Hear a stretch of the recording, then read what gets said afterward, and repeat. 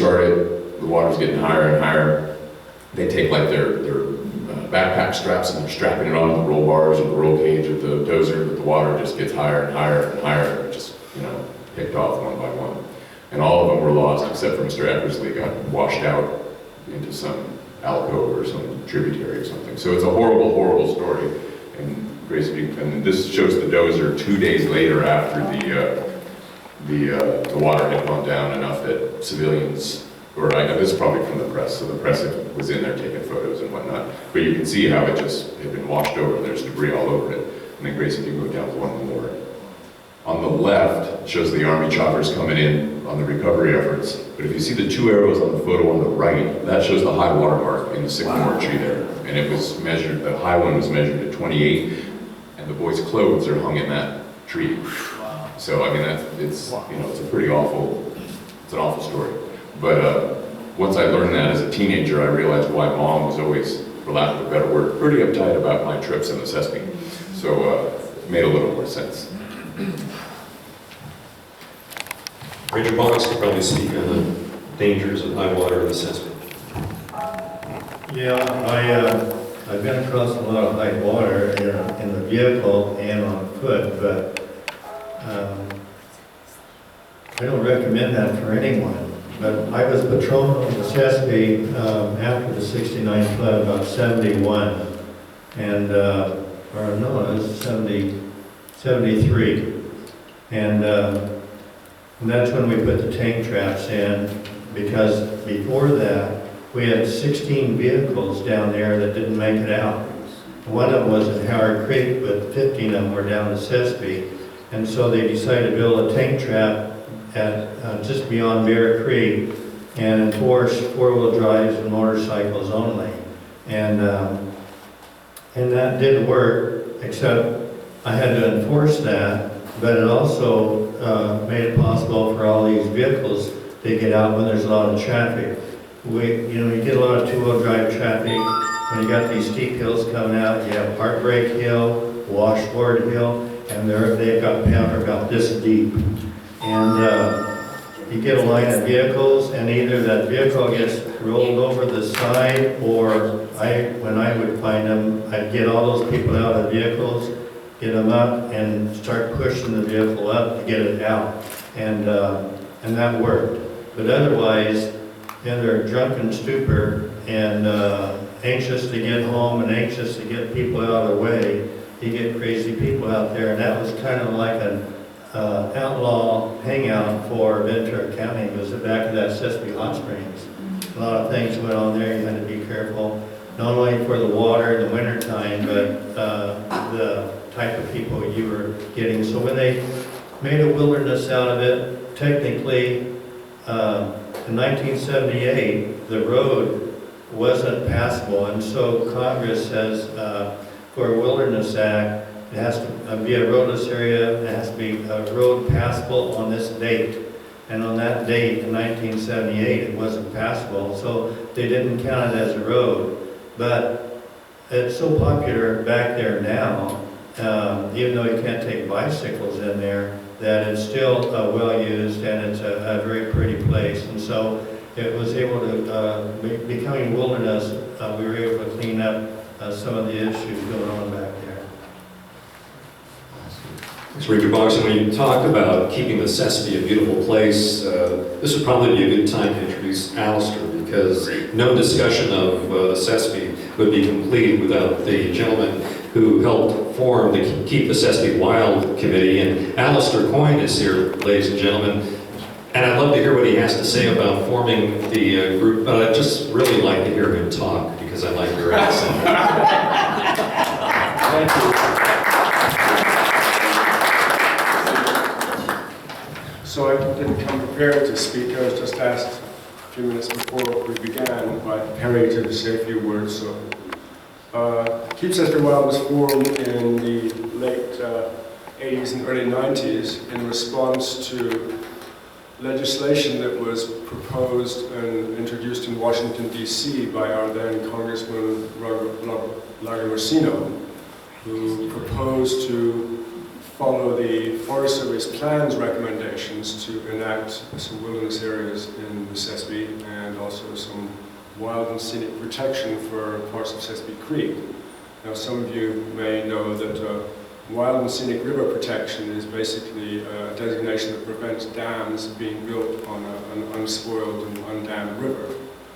So the proposal from the Forest Service was to protect the Sespe as an undammed river from Howard Creek, which is just upstream of Lion Camp area in Rose Valley, down to a couple of miles upstream of Devil's Gate, which is where the Sespe exits Los Padres Forest just north of Fillmore. So that was, I think, a 27.5-mile stretch of the Sespe. And so some of us that knew the Sespe a little bit believed that it shouldn't be dammed and were instrumental in founding Keep Sespe Wild. And Vicki Peters, who's here today, was part of that group, and 6 or 8 others, and many of them have left town. I seem to be one of them that stuck around. So I still produce the Keep Sespe Wild newsletter and get the word out on what's happening in the watershed. But we were successful in preventing any dams being discussed much further on the Sespe for a couple of reasons. One is that the lower dam that would have perhaps been built just north of Fillmore, outside the forest, it would have flooded into the forest.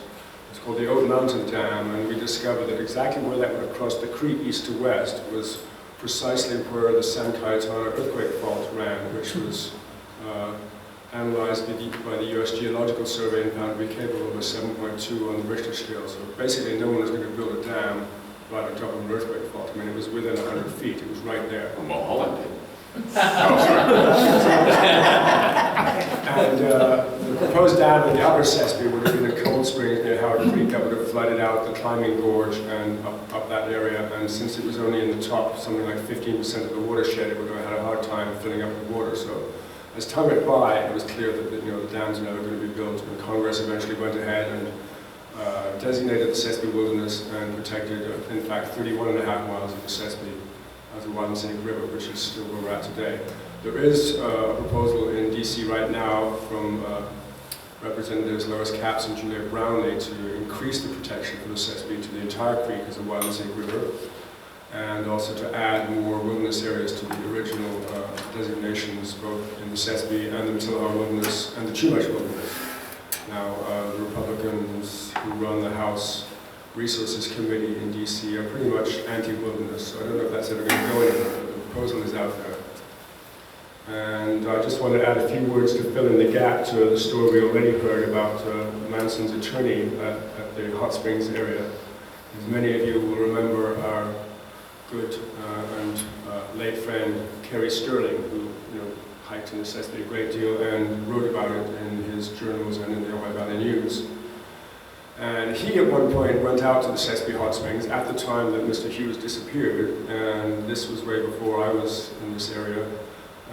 But at that point, when the bulldozers went out to the Sespe Hot Springs from Rose Valley and cleared the road and graded it every year, in fact, someone has told me that they've seen in Sespe Hot Springs Canyon in those years a stretch limo, which if you see the roads today, it's just unbelievable that never happened. That's how well it was graded from Rose Valley. But Kerry went out there one day, and apparently the bulldozers at that time had built a berm right by the source of the hot springs, such that there was an area of, like the size of a large swimming pool. Do any of you guys remember that, filled with hot water? And Kerry went out there one day and found that this dam had breached. I don't know if the earth had just given way or if water had come down and flooded it out, and he found this person's gear and clothes. And looked through and reported that, and that was Mr. Hughes's gear. So he had apparently been swimming in the hot water, perhaps, and the dam had burst, and he was carried downstream. And I didn't know he'd ever been found. I just found that out today. But this was, this was where he'd been when he went missing, and his gear was there, and Kerry reported it, and that was authenticated. So, fill in that gap to that story. Anyway, thank you very much for having me come up here.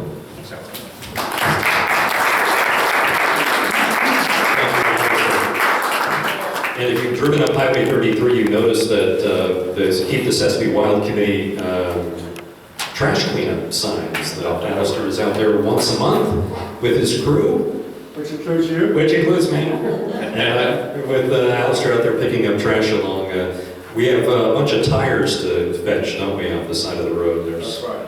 There's a load of old tires dating back God knows how long.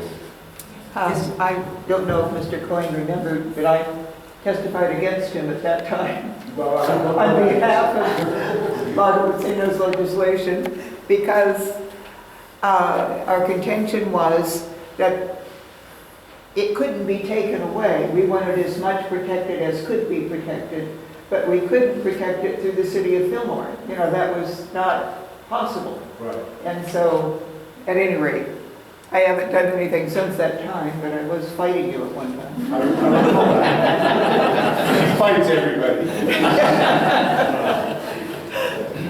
While we're on the topic, we were talking about a little bit of Rose Valley. Do we have any good Rose Valley? I know Ranger Boggs, we're saving a good story that Ranger Boggs has about Rose Valley. I don't have any photos of the CB. Oh, But I did bring several, sorry. maybe Mike. I don't have any photos of the CB, the construction battalion facilities, but I did bring a lot of photos in case we get onto those topics of a lot of the different structures in the forest. The different lookout towers and Baker Cab and some of those. So we can save those as they come up. Okay. Ranger Boggs, you want to tell your story of Rainbow Ranch? Okay, I'll do that. This is the perfect time of year for Ranger Boggs to tell his Rainbow Ranch story being Halloween. This is a little spooky, so hold on to your hat. Well, it's not all that spooky, but that's a true story. And I'm not one that really believe in ghosts or anything unless I really can see something. And I've never seen anything in my life except in Rose Valley. And so that's what my story's about. But it's in Rainbow Ranch. And Rainbow Ranch, there's an old log cabin in there, and Roy Calhoun used to own it.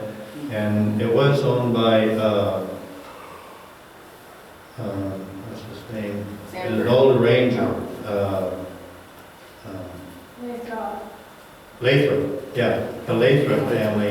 And Mr. Lathrop was a ranger, and I don't know what year this was exactly, but anyway, the Peter Blumkin Trail went through, you know, there was no highways over the mountain in those early days, and so everything went by trail. And so travelers would stay at Lathrop's place